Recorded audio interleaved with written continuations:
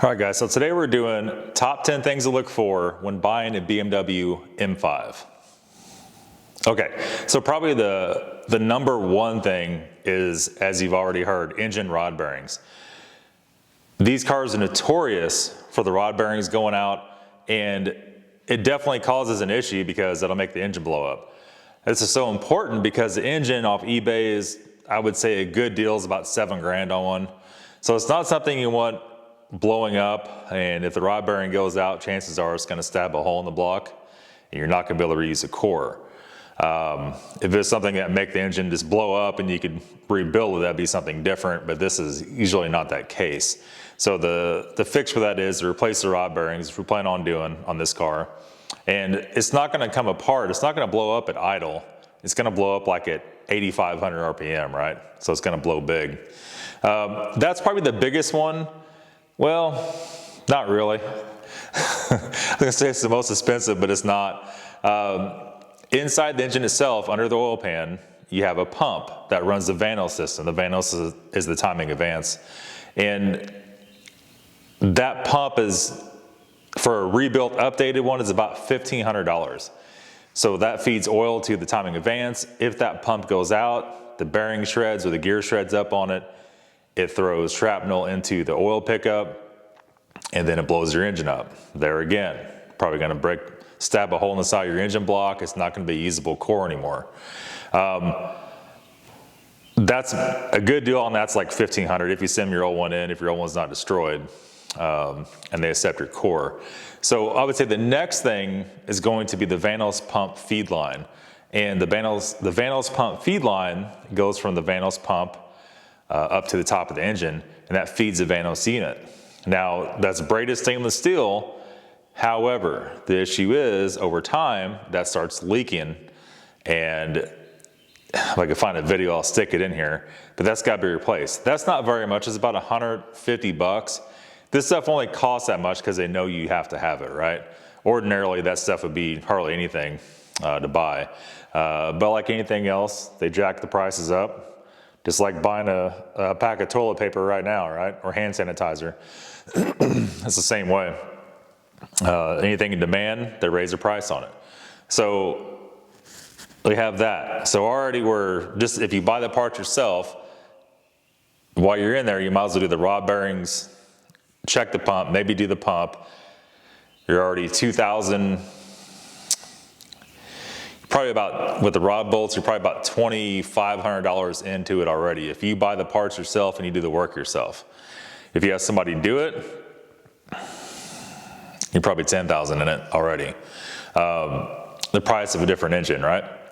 So if that's not bad enough, the Vanos actuators that actuate the throttle. So this has individual throttle bodies, has 10 throttle bodies.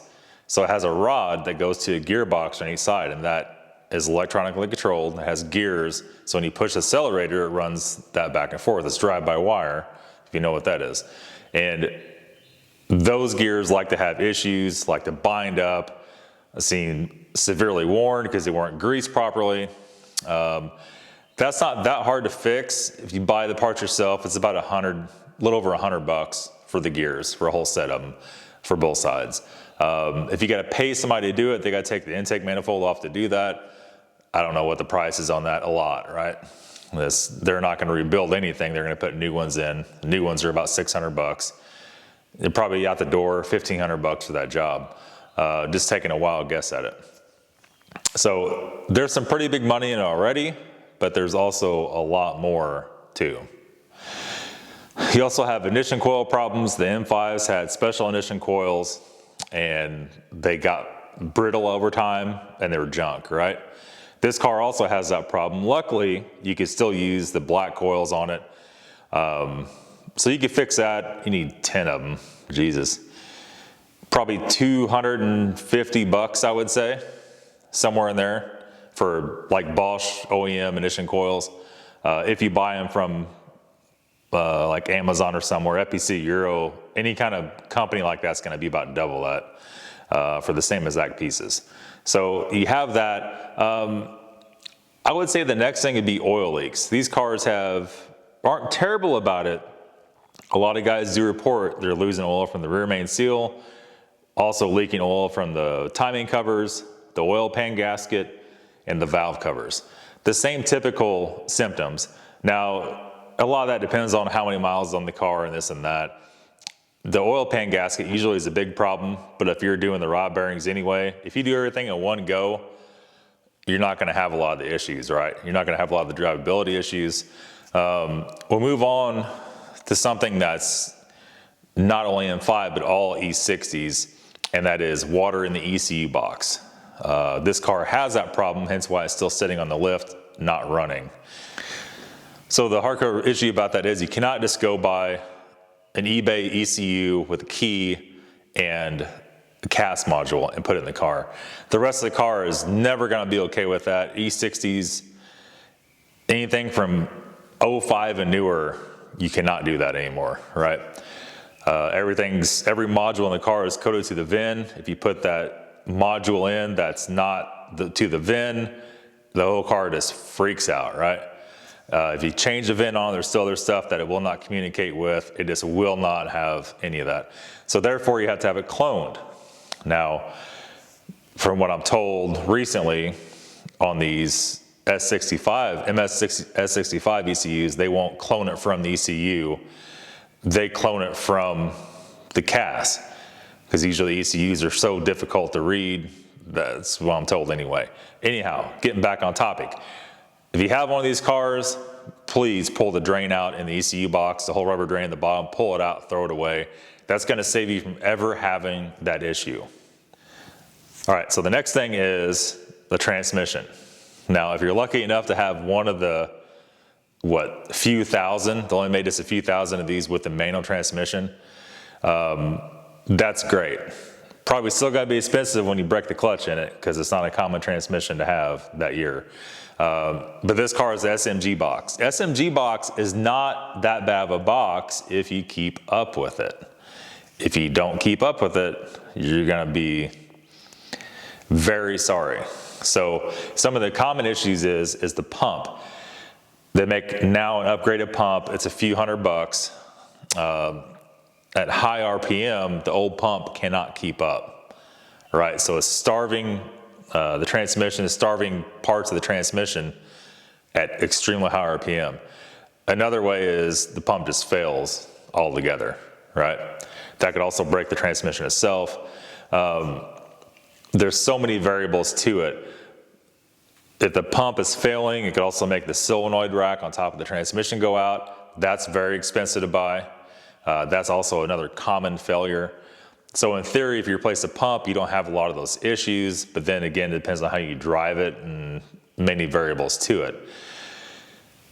All that aside, this car has an actual clutch, right? So how this operates is, it has an actual clutch, just like a manual car. Then it has a solenoid rack on top of basically a manual transmission that pushes the clutch lever, right? And that's how it shifts. That when you shift with the paddles, I mean, basically it's like somebody in there letting the clutch out, right? Not a bad idea, I guess. I guess the transmission itself is less likely to break that way than a full automatic transmission, or even like a dual clutch, but it's funky. So just for instance, we were pulling off and on the trailer, we didn't have the shift point set up, and you can smell the clutch cooking already, right? Also, if you use launch control in the car, it does have launch control, it's also hard on the clutch. The clutch isn't that much. I think it was about $300 to $400 if you don't need the flywheel. So it's really not that bad to replace. You do have to remove the transmission and replace it. Just kind of is what it is. And not to mention some other slave cylinder issues on this. You probably got to take the transmission out to deal with that also. Overall, I don't think it's going to be that bad of a car, because we're gonna do a lot of the stuff before it breaks. And that's the name of the game on BMWs or Mercedes or Audis or anything. Fix it before it breaks, do the maintenance before you have an issue, and you're never gonna have the issue. With 92,000 miles, I cannot wait to get this car running and actually driving. Like I said, we're gonna be putting all the factory suspension back on it. This has electronic suspension. As soon as we know the car is gonna function semi-correctly, we'll get new tires ordered for it all around. They're total junk. And we're just gonna go through the whole car and get everything done. And then at last, the straight pipes. With the V10, S85 V10, you gotta have the straight pipes. We're gonna do that. We'll try it with cats first and probably without cats after that. Some cool videos coming out, so stay tuned, guys. Thanks for watching. We'll see you later.